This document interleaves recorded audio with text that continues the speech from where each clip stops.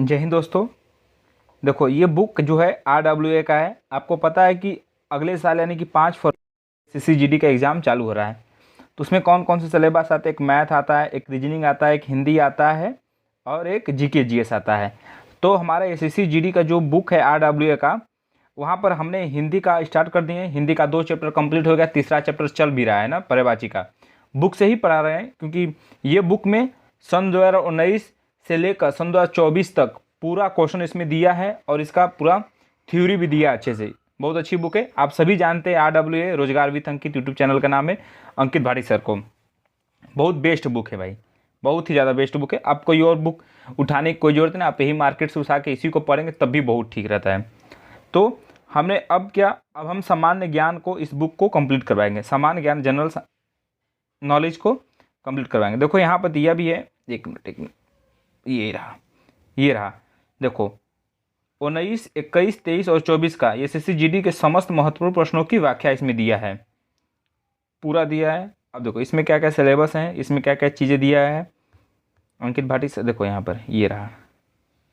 सामान्य ज्ञान यानी कि इतिहास, भूगोल, भारतीय राज्य व्यवस्था यानी कि पॉलिटी, अर्थव्यवस्था, इकोनॉमी और सामान्य विज्ञान। सामान्य विज्ञान में फिजिक्स, केमिस्ट्री, बायो दिया है और स्टैटिक्स, GK का भी दिया है, यानी कि इसमें सारा कुछ दिया है। पहले इसमें से कैसे करवाएंगे हम बताते रहें।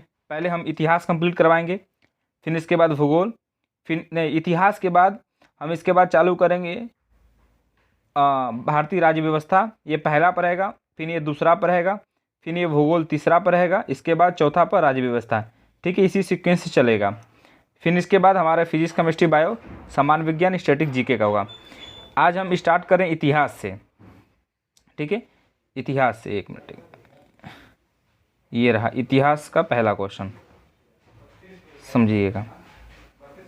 ये रहा इतिहास का, इसका हाँ व्याख्या भी दिया है, तो व्याख्या करवाने में तो ठीक रहेगा ना, व्याख्या करते चलेंगे। क्वेश्चन 1, भारतीय पुरातत्व का जनक किसे कहा जाता है? तो अलेक्जेंडर कनिंघम को कहा जाता है। अलेक्जेंडर को भारतीय पुरातत्व का जनक कहा जाता है। अलेक्जेंडर ने भारत में वर्ष 1861 ईस्वी में भारतीय पुरातत्व सर्वेक्षण यानी ASI की स्थापना की और इसके पहले महानिदेशक भी बने थे। तो भारतीय पुरातत्व के जनक किसे कहा जाता है? अलेक्जेंडर को कहा जाता है। ठीक है, क्वेश्चन नंबर दूसरा देखते हैं। निम्नलिखित में से कौन भारत में पुरातात्विक महत्व का एक पूरा पाषाण स्थल है? तो कौन है? हुन सागी। पूरा पाषाण कालीन स्थल यानी हुन सागी कर्नाटक राज्य में स्थित है। कहाँ पर है? कर्नाटक में है। यहाँ पर देखते हैं, चिरांद, बुर्जहोम तथा मेहरगढ़ 9 पाषाण कालीन का स्थल है। ये सब क्या है? 9 पाषाण कालीन स्थल है। ये कौन कौन से? चिरांद, बुर्जहोम और मेहरगढ़। देखते हैं आगे। प्राचीन काल में कम्बकार शब्द का संबंध किसी से था? तो भूमिहीन खेतिहर मजदूरों से। ठीक है, इसका व्याख्या देखते हैं एक बार। कम्बकार एक तमिल शब्द है जिसका संबंध भूमिहीन खेतिहर मजदूरों से था। ये लोग जमींदारों के खेतों में कार्य करते थे, जो मजदूर होते हैं उन्हीं को कहते थे, और इन लोगों को नगद या किसी वस्तु के रूप में भुगतान किया जाता है। जो आज लेबर लोग होते हैं उनको या तो हम कैश देते हैं, आज के समय पर देते हैं। लौ युग को एक नाम, लौ युग को यह नाम किस लिए दिया गया? क्योंकि उस समय के दौरान मध्य पूर्व और दक्षिणी पूर्व यूरोप में औजारों एवं हथियारों में मुख्य रूप से किसका इस्तेमाल किया जाता था? तो कांसे का किया जाता था। ठीक है, कांसे का। इधर आ जाते हैं क्वेश्चन नंबर, हाँ अभी डिटेल देख लेते हैं। कांस्य युग के पतन ने लौह युग का मार्ग प्रशस्त किया था। लौह युग के दौरान मध्य पूर्व और दक्षिण पूर्व यूरोप में औजारों एवं हथियारों में कांसे की जगह लोहे का उपयोग करने लगा। लौह युग, कांस्य युग जैसे पाषाण युग था, फिर कांस्य युग, फिर इसके बाद लौह युग। सिंधु सभ्यता के लोग बनाने के लिए तांबे और टील को मिश्रित करते थे। किसका? सिंधु सभ्यता के लोग किसे? कांस्य का। कांस्य को बनाने के लिए तांबे और टीन को मिलाकर कांच से बनाते थे। सिंधु घाटी सभ्यता के लोग कांस्य बनाने के लिए तांबे और टीन को मिश्रित करते थे। सिंधु घाटी सभ्यता एक प्रमुख केंद्र हड़प्पा होने के कारण इसे हड़प्पा सभ्यता भी कहा जाता था। माइक्रोलिथ मतलब छोटे छोटे पत्थरों को कहा जाता है। माइक्रोलिथ मतलब छोटे छोटे पत्थरों से जो औजार बनते हैं ना, उन्हीं को माइक्रोलिथ कहा जाता था। ये पाषाण काल में पूरा आता है। माइक्रोलिथ का इस्तेमाल शुरुआती इंसानों द्वारा किया गया था। तो माइक्रोलिथ का छोटे पत्थर के औजार, छोटे छोटे पत्थरों से औजार बनाते थे। उसमें शिकार करने का यही माध्यम था। पहले बड़े बड़े पत्थरों से करते थे, फिर इसके बाद छोटे छोटे पत्थरों से। जब इतिहास पढ़ेंगे तो उसको कई खंड में बांटा गया था। उसी में पाषाण काल था। पाषाण काल को भी नव पाषाण काल, मध्य पाषाण काल, पूरा पाषाण काल। तो उसी में जब मध्य पाषाण काल आया था तो वहाँ पर छोटे छोटे, पहले तो बड़े बड़े पत्थरों से हथियार के रूप में यूज करते थे। फिर इसके बाद जैसे आधुनिकीकरण हुआ, फिर वो पत्थरों को तोड़ तोड़ को उनको आगे का शेप में नुकीला बना देते थे। ऐसे ही उन लोग यूज करते थे। तो माइक्रोलिथ छोटे पत्थर के औजार होते थे। इनकी आकृति ब्लेड के समान होती थी। जो ब्लेड होता था उसको आगे से नुकीला बना देते थे और कुछ नहीं होती थी। ये उपकरण वास्तव में छोटे एवं नुकीले होते थे, जिनका प्रयोग शुरुआती मनुष्यों द्वारा शिकार करने के लिए किया जाता था। तो माइक्रोलिथ का इस्तेमाल किसे? छोटे पत्थर के औजार के लिए। मोहनजोदड़ो का अर्थ क्या था?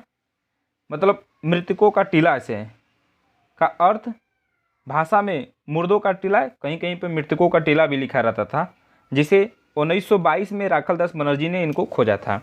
1921 में को साहनी थे, उन्होंने खोजा था हड़प्पा का। तो जो मोहनजोदड़ो का अर्थ होता था वो किस भाषा में था? तो सिंधी भाषा में। सिंधी भाषा में मोहनजोदड़ो का अर्थ मृतकों का टीला है।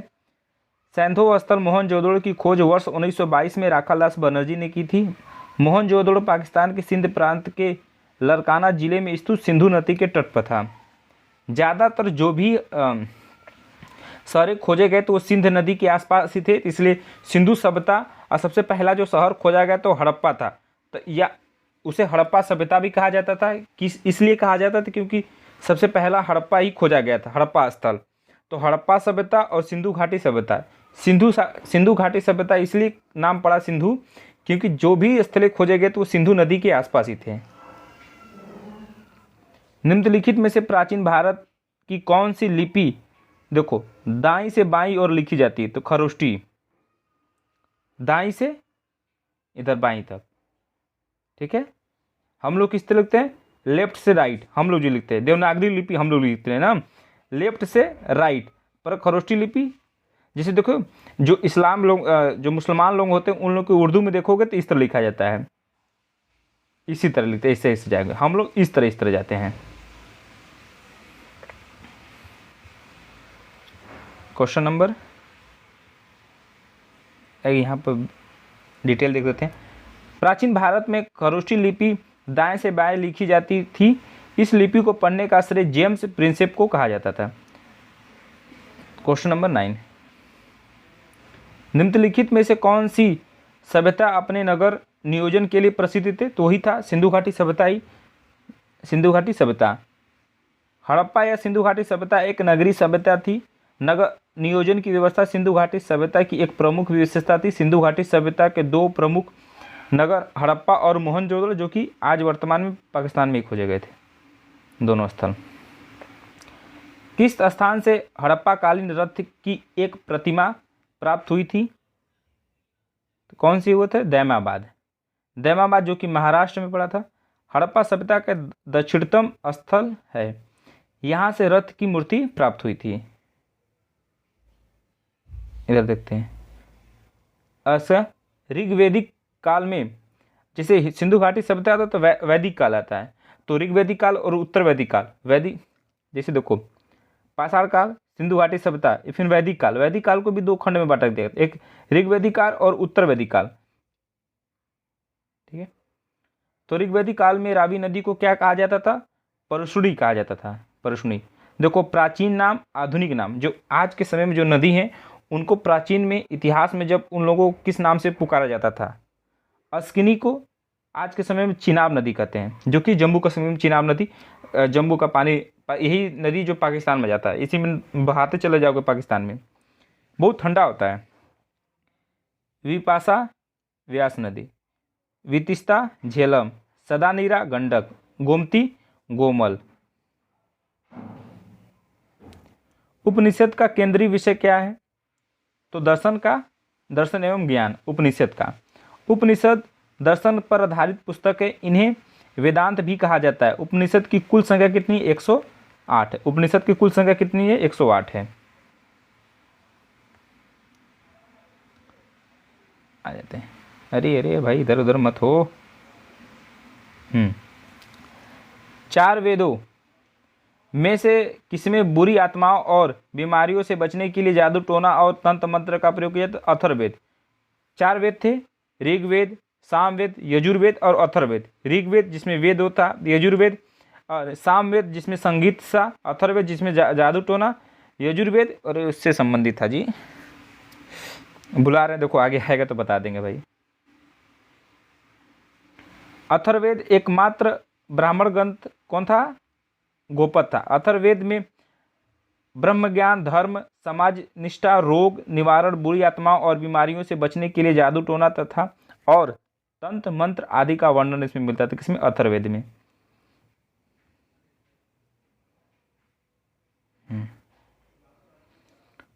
14 क्वेश्चन। बौद्ध धर्म में विष्णु बनने वाली प्रथम महिला कौन थी? प्रजापति गौतमी, इन्हीं की मौसी थी। गौतम बुद्ध के बचपन का नाम क्या था? सिद्धांत था। जब ज्ञान प्राप्ति हुई तो बुद्ध ही कहलाने लगे थे। इनकी माता महामाया की इनके जन्म के 7वें ही दिन ही मृत्यु हो गई थी। तत्पश्चात इनका लालन पालन इनकी मौसी प्रजापति गौतमी ने किया था, जो कि गौतम बुद्ध में विष्णु बनने वाली प्रथम महिला भी थी। तो जब इनका जन्म हुआ तो 7वें दिन बाद इनकी माता जो महामाया थी, इनकी मृत्यु हो जाती है। तो फिर इनका कौन इनको पालता? तो इन्हीं की मौसी थी प्रजापति गौतमी। तो फिर बौद्ध धर्म पहले अपनाने वाली कौन थी? यही थी विष्णु। विष्णु मतलब विष्णु ही बोला जाता ना, विछुड़ी मतलब वो लोग जाते थे, घर घर जाते ये लोग अनाज लेते थे। और क्या? बुद्ध चरित, सौंदरानंद, सारिपुत्र, प्रकरण के रचनाकार कौन थे? तो अश्वघोष थे। प्रमुख ग्रंथ देखते हैं। अब प्रमुख रचनाकार: मिलिंद पन्नो, नागसेन, माध्यमिक सूत्र, नागार्जुन, अभिधर्म कोश, वसुबंधु, शिशु दिगम, बुद्ध घोष। देखो महाबोधि मंदिर परिसर के जीवन से किसका संबंध है? तो भगवान बुद्ध से है। महाबोधि वृक्ष जो कि बोधगया बिहार में है। देखो महाबोधि मंदिर बोधगया बिहार में स्थित है। इस मंदिर को वर्ष सन 2002 ईस्वी में यूनेस्को ने विश्व धरोहर स्थल घोषित किया था। यूनेस्को में इसको शामिल कर दिया गया है। अब किस शासन ने अंतिम समय में जैन धर्म अपनाकर जैन धर्म अनुसार अपने प्राण त्याग दिए थे? तो चंद्रगुप्त मौर्य थे। मौर्य वंश के संस्थापक चंद्रगुप्त मौर्य आखिरी समय पे ये क्या अपना लिए थे? जैन धर्म अपना लिए थे। और श्रवणबेलगोला की विधि से श्रवणबेलगोला में ये संलेखना विधि से अपना प्राण को त्याग देते हैं। इन्हीं का बेटा बिंबिसार था, बिंदुसार था। बिंदुसार का बेटा कौन था?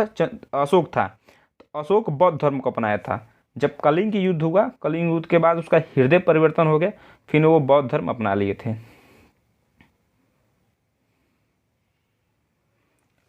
चंद्रगुप्त मौर्य एक जैन मतानुयायी था।